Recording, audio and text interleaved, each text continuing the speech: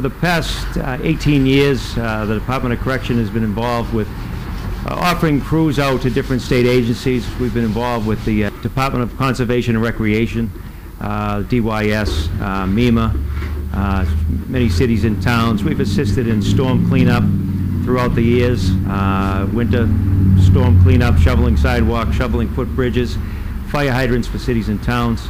We've worked on many of the larger projects that have gone on in Massachusetts, the major events, Sail Boston, Boston Marathon we've been involved with for several years now. Cleanup, setup, trash cleanup, 4th of July with the DCR on the hatch shell. We basically, on a 4th of July weekend, we bring in roughly 110 inmates, and we clean up, average about 33 tons of trash throughout the years. Each year it's about 33 tons of trash. Many of our projects have gone on around the clock. We've done some late night projects, late night storms, sandbagging for floods. If we get the call, we're out late night and we go to work. In the past year or so, we've kind of reorganized the community work group program, the central division. We have inmates. We're doing a lot of painting projects now.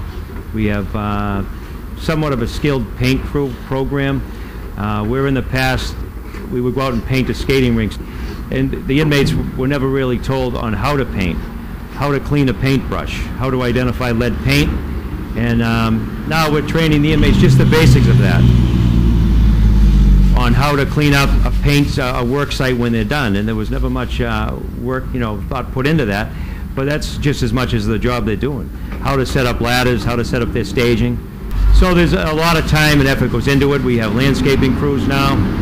Safety is a major issue with this program, which we really try to stress that safety glasses, air protection, what they use, you always have to have gloves, how to identify poison ivy, poison oak. That's very important for the inmates. And so when they're ready to be released, they can spend some time on a landscape crew, on a painting crew.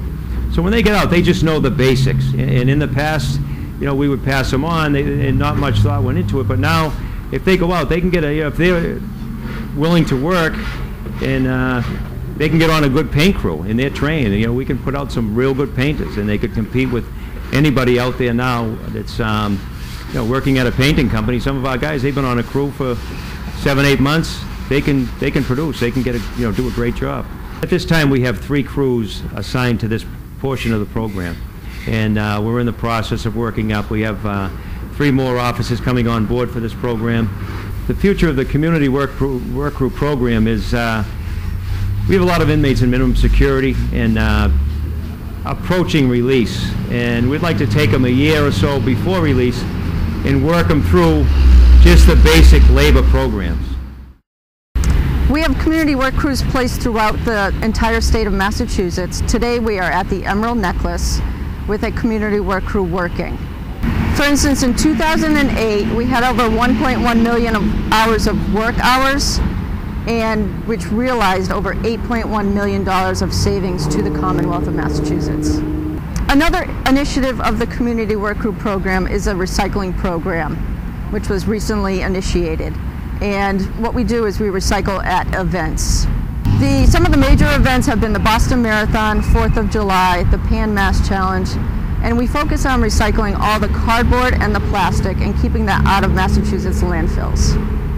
Oh, it's absolutely a win-win. It's important for the cities and towns, especially at a current fiscal crisis, where they don't have the money to be sending their own crews out. The inmates pick up where the towns drop off.